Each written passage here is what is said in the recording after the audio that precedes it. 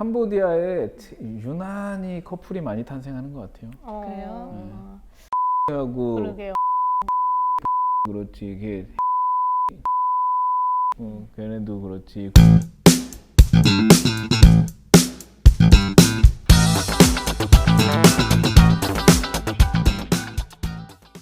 자, 그럼 이어서 그 다음에 캄보디아는 어떻게 가신 거예요? 이제 본부에서 캄보디아를 가라 이렇게 얘기를 한 거죠.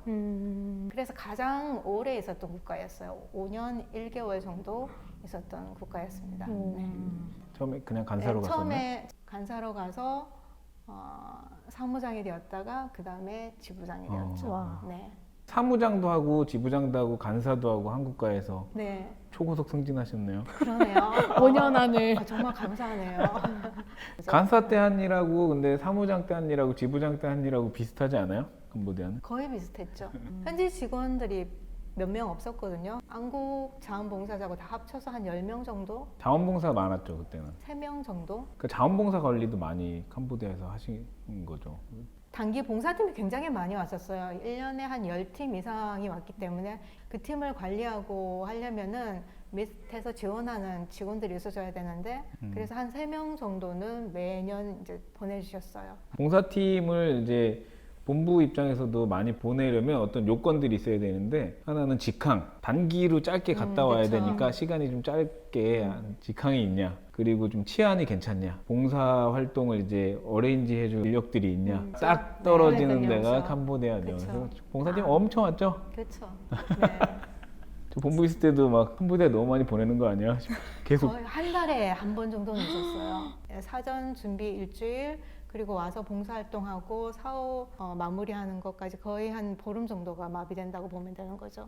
그러니까 한 달에 한 번 와서 앞뒤 준비하고 보름 마비되면은 절반은 일을 봉사팀 일을 한 거잖아요. 그렇죠. 그래서 좀 줄여달라 막 얘기를 막 하고 막 그 부탁을 많이 그렇게 했죠. 안 하셨고요. 보내지 마라 이랬겠지. 아, 호통. 그만 보내. 제가 좀 조심해가지고 그렇게는 얘기는 안 한 것 좀 같아요. 줄여달라 이렇게 하진 않았을 거예요. 그 자원봉사자들끼리 서로 막 연애하고 이런 일 많이 있지 않아요? 그렇죠. 그런 일도 있었죠. 네. 많아요? 많지는 않은데 남녀 성별이 이렇게 잘 맞춰서 오는 경우가 드물죠. 근데 그때 마침 그렇게 2대1로 와가지고 이제 커플이 생기게 된 거죠. 저한테 구박을 굉장히 많이 받았습니다. 약간 좀 조짐이 보이길래 연애 금지, 그 대신에 떠날 때 고백을 하라. 왜냐하면 둘이 사귀면은 한 사람은 굉장히 외롭게 되거든요. 공동체의 어떤 균형들이 깨지게 되니까 마음속에 그냥 꼭 간직하고 떠날 때 고백을 해라. 그렇게 했는데 미리 다 고백을 하고 다 연애를 다 했죠. 네. 저도 사실 결혼했는데 남편을 라오스에서 만났거든요. 봉사단원이었어요? 네. 남편이? 네. 같이 하는? 네. 같이? 네. 후임이었어요. 아. 지부장님 속 좀 썩였겠죠. 뭐 그쪽 지부장님 솔로 아니, 지부장 얼마나 속이. 외로웠을까? 얼마나 아니. 외로웠을까? 그때는 이렇게 막 사귀거나 이런 건 아니고 예. 연애까지는 아니었어요. 그냥 이렇게 좀 아 현장에서 아, 연애하면 안 괜찮아요? 된다? 연애 안에서 몰래 해라 괜찮구나. 몰래. 몰래 하고 썸만 타라. 썸만 타라. 썸만 타고 타라. 이제 떠날 때 고백을 하든지 하라 그랬는데 이제 저 몰래 자기들 데이트한다고 굉장히 애먹었다고 나중에 얘기를 하더라고요. 네. 그렇구나. 그분들은 또 그분은 나름대로 그쵸, 그쵸. 고충이 있네요. 그렇죠. 캄보디아에 유난히 커플이 많이 탄생하는 것 같아요. 그래요? 하고 그러게요. 그렇지, 이게 걔네도 그렇지. 그렇게 다들 잘 연애하는데 그죠? 저는 참 안 되는 거 보면 참 희한하죠. 네, 저도 하고 싶은데. 뭐 여기 전화번호 지금 요 공개 구원합니다. 이거 전국 노래자랑에 이어. 전국 노래자랑에 미녀로 소문 나가지고 아니요, 그거 아니에요. 전국에서 편지 받던 분이에요. 묻지 말아요 내 나이는 묻지 말아요. 마음에 드시는 분은 어떻게 하면 될까? 마음에 드시는 분은요, 예, 자기소개서 3장과 네. 사진을 붙여서 네. 저희 면사무소로 보내주시면은요, 네. 저희들이 엄격한 심사를 통해서 연락드리도록 하겠습니다.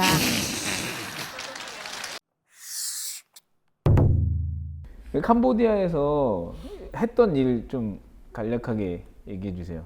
처음에는 저희가 주간보호센터, 아이들을 위한 주간보호센터하고 주택 수리 이런 소규모로 시작을 했어요. 우물 이제 개발하는 거하고 하다가 제가 지부장이 되고 프로그램을 확대해야 될 필요가 있겠다 해서 지부를 수도로 옮기고 소득 증대 사업들을 여러 가지 다양하게 해봤는데 도시 지역으로 와서는 마이크로 크레딧 소액 융자 사업을 하고 도시형은 또 다르게 그렇게 접근을 한 거죠. 그렇게 하고 이제 지부장님 나오시면서 제가 들어가가지고 네, 네. 더 크게 더 지부장이 확장을 됐죠. 시켜서 네. 한 3배 정도 크게 확장을 하신 거죠. 네. 그죠? 와우. 태양광 사업도 하고 네. 그것도 사회적 기업으로 한다고 막 고생 좀 시켜드리고 여기다 욕 쓸 줄 알았더니 그 다행히 태양광 사업 욕 안 썼더라고요. 태양광 사업 하고 해가 제가 안 한다고 했다가 결국에는 본인이 와서 마무리 지어야 될 그런 네. 사태까지 예, 그렇죠. 네. 발생하고 네. 네, 인과응보입니다. 조신하게 안 한다고 하셨어요? 아니, 조신하게 안 한다고 한 것처럼 지금 방금 생각하지 안 마세요. 한다고 이렇게 안 한다고 하셨는데 이랬어? 아니고 세상에. 이걸 어떻게 해? 캄보디아 이후에 그러면 네. 케냐는 어떠셨어요? 그럼 특별히 기억에 남는 사업 하나만 말씀해 주세요. 그 케냐의 시골 사업장에 저희가 코퍼레이티브 개념으로 처음 시도를 해봤거든요. 콩조합이라고 해서 거기가 마사이족 마을이었어요. 마사이족 마을이 연대와 결속이 굉장히 강하고 보수성이 강하고 코퍼레이티브 개념이 들어가면 굉장히 잘 돼요. 처음에는 수확량의 한 80% 정도를 채웠는데 두 번째 해부터는 수확량을 다 채우면서 조합의 개념이 이런 거구나라는 걸 주민들이 인식을 하게 된 거죠. 그래서 안정적으로 좀 갔던 것 같습니다. 되게 많은 사업 중에 왜 그게 근데 기억에 남아요? 그 마사이 마을의 그 사람들의 어떤 연대와 결속, 굉장히 신실함 이런 것들을 봐왔어요. 그래서 굉장히 좀 평화롭고 나중에 여기서 살았으면 좋겠다라고 할 정도로 네, 그런 마을이었던 것 같습니다. 그렇군요. 와, 지금 시간 지금 15분 안에 마무리해야 되는데. 벌써 시간이 이렇게 됐어요. 자, 차드. 전 세계에 일주하는 느낌이다. 와, 진짜. 그렇죠. 차드는 사막 국가잖아요. 네, 사하라 사막에 있죠. 한 2번 갔었는데 정말 하늘 있고 흙이 있고 네. 사람 있더라고요. 네, 맞아요. 정확한 표현이에요. 어디 가면 물 조금 흐르기도 하고요. 네, 네. 그때 몽골에 영하 한 30도 이하에서 한 달 있다가 바로 차드 갔더니 영상 50도 네, 맞아요.